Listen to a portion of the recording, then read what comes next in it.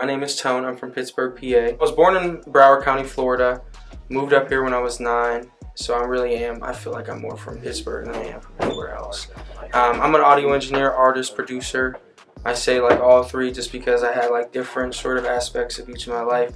I'm a musician at heart, so I did drum corps, marching band, and musical theater. So I did Pitt, music to like really bring it back. I did Pitt music for the musicals. Then one year I got pulled on stage and fell in love with singing on stage and stuff. My mom actually went to college for musical theater at Boston College, so she was like just praying for me for the day for me to do that. But all around I just love music. So I produce a lot of artists. I've recorded and produced for Fed to God, Slime Life Shoddy. I got to work for YSL for 1.5 years in Atlanta, so I worked there. If you follow me, you've kind of seen like the different stages, and yeah, now I'm really focused on the band, No Sleep for Zombies. You can check us out. That's my main priority right now. Do you think that your background as a producer has helped with creating your own music? Yes and no. So what's funny is like I'm a firm believer of like sometimes too many ideas can leave you stranded in ideas. So sometimes when I come to a session, I kind of just pick one side of me, because then I'll revisit it with another side of me. I'm fortunate. I went back to school, so I'm at Berkeley Online, and we talk about this all the time, the role of the artist, the producer, and the audio engineer. And it's so important to know like when you need to be what. Sometimes, I'm the artist and I step back and let Tim be the audio engineer because I need to think like, that artist, if that makes any sense. So I guess the original question with it being like, is it helped? Yes, it does, and sometimes it doesn't. I guess it just depends on the day. I'm trying to get my bachelor's degree in music production, and I'm getting certificates along the way. So right now I'm just getting a certificate in Pro Tools and then doing my bachelor degree classes. Taking a lot less classes just because I'm doing so much right now between Spring Alternative, the different studios, Turnmeuptone, and No Sleep for Zombies. But they really work with me and they're really nice. And that's another thing I'm very fortunate, with the band. Every teacher, anybody who's been in music has written their own music. Like, I think anybody can say that. So I'm fortunate to meet these people, and they'll give me these demos that like they've never really gotten to like give light, and they'll give it for the band. So with Berkeley it helps. When I really started to do live events because we wanted shows. As a local artist, like it's kind of like you're in this sort of like weird thing. It's like your first retail job. You need retail experience for a retail job, but you can't get you get what I'm saying. So I was like, okay, I'm going to create this entity because I know all these different people, and we're going to throw our own shows, give our own bands a stage, and give other bands that producer artists, just artists period, that want to get on stage that aren't getting those opportunities. Because somebody who was a producer who was turned into an artist, it was a little bit harder to get opportunities very early on. And so I'm like, we're just going to make our own.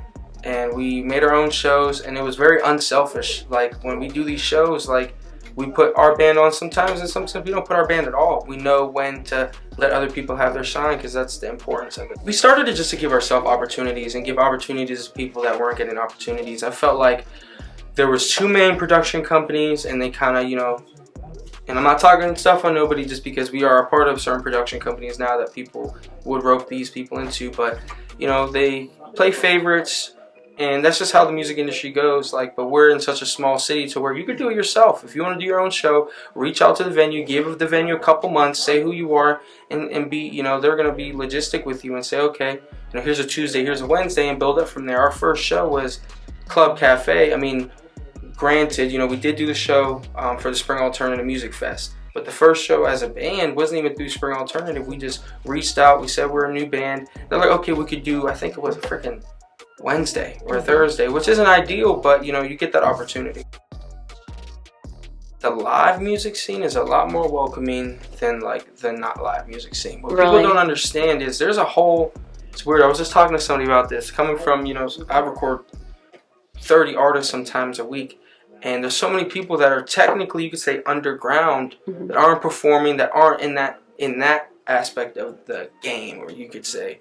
But those people aren't necessarily as welcoming as the people that are in the live music. People that have to be in front of people are always going to be, I think, a little bit more personable. very early on, that's why I made that shift from that solo artist to with the band, because you know, them solo artists aren't really as welcoming in the same way. I'm not talking about everybody, because there are a lot of welcoming people, but in that realm, it was a little bit harder. So do you organize all of the events for Spring Alternative? Yeah. So it's a headache. It's a freaking headache, but right now we're expanding in the new year. So we're taking on interns and we're taking on more promoters, just because, you know, it's just a lot, and I want to take some of the stress off my shoulders. But right now, yeah, I'm organizing these shows. I come up with the ideas, and we just try to make a good show, like make people come and have fun. We like to do giveaways. I always looked at it as like, when I went to an event as a kid, you know, and obviously now you got to look at it different because now we're grown adults, but when you went to it, what was exciting about it, you know? And I look back at like banquets where you would come, and even the families that couldn't, you know, spend money on giveaways or something would get a family door ticket, where everybody would win.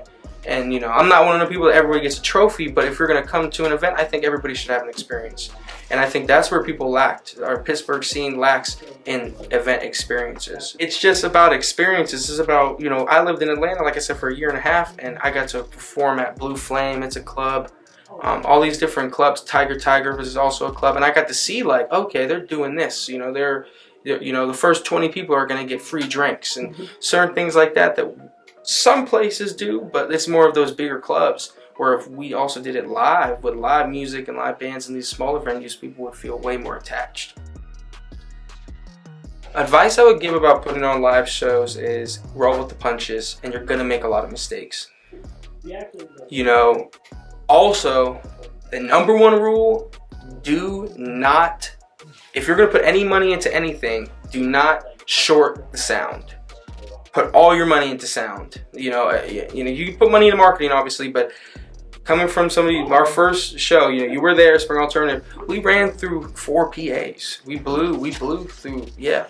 We blew through the first set, and even the second set was a little iffy, and it was because our budget wasn't there for sound. So don't short the sound. That's the most important thing. And roll with the punches, because nothing's going to be perfect. No, you have to do it within your means. Like, we all want to throw Rolling Loud, but you have to start somewhere.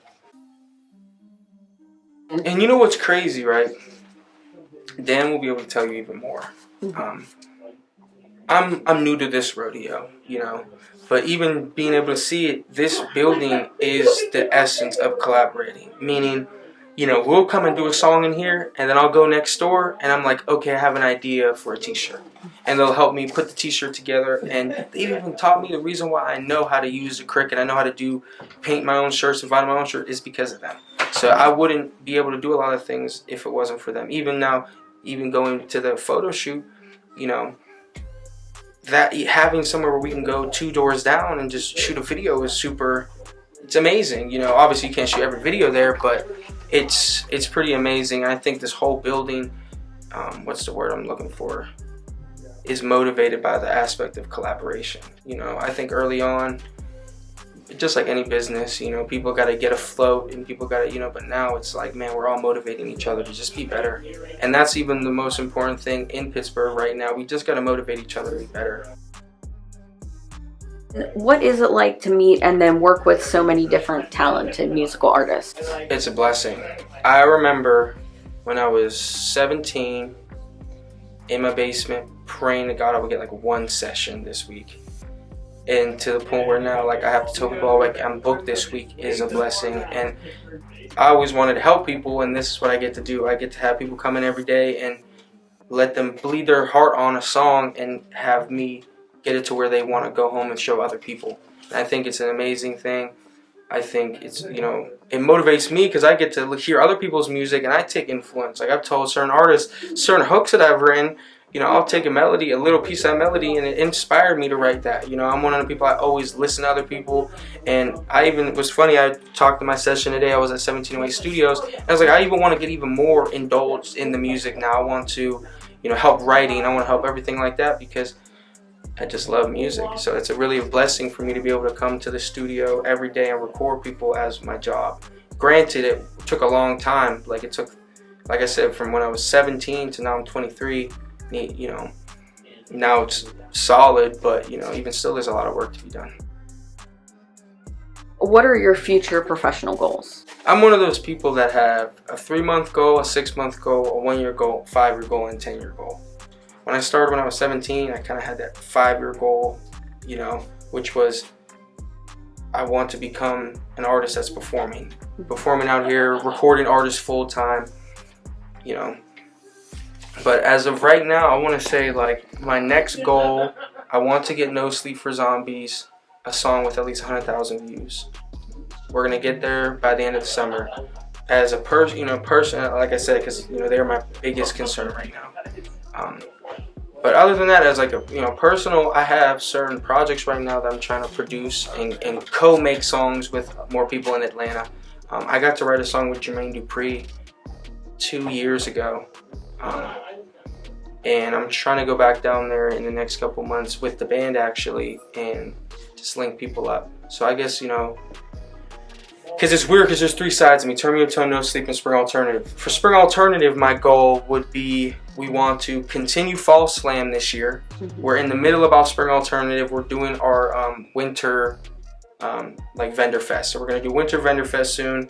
We're gonna still do the Fall Slam in the fall, and we're figuring out one other music festival to do. It's probably just gonna be Spring Alternative. So those are our goals for for Spring Alternative, while also trying to be one of the go-to touring companies that will book, touring bands that come into town.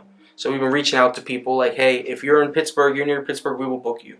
So if there's any bands, artists around the Pittsburgh area, hit us up. We will book you. We will figure out how to get you on stage. So that's, Spring Alternative. As Turnmeuptone, I'm actually going to drop a single here in a second. I also have a remix to a song that's dropping with Becca Brazil. She's shout out Becca Brazil. She's out the West Coast. She's awesome. She's super cool.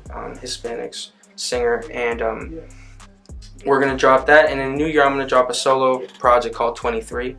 It's going to essentially have a lot of features, Taylor Gang features, YSL features, and I want that to be real, like of a broad project. I'm trying to sync license a lot of our stuff this year, so that's another goal: sync license, get one of our songs in a movie. Just travel this year, and this year, and I guess 2024 is going to be travel. Travel, get the name around. That is the goal. We put a lot of work into like all these brands and elements, so now it's time to just hit the ground running. But be on the lookout for my solo. It's gonna be called 23. It's because I'm turning 24, but I'm gonna drop it while I'm still 23. We're gonna have No Sleep for Zombies on the album. We're gonna have Fed the God on the album. We're gonna have a lot of certain people on the album to where it's gonna be a lot of fun. But like I said, No Sleep for Zombies is my main concern. So No Sleep for Zombies, January 1st, Dialone's out.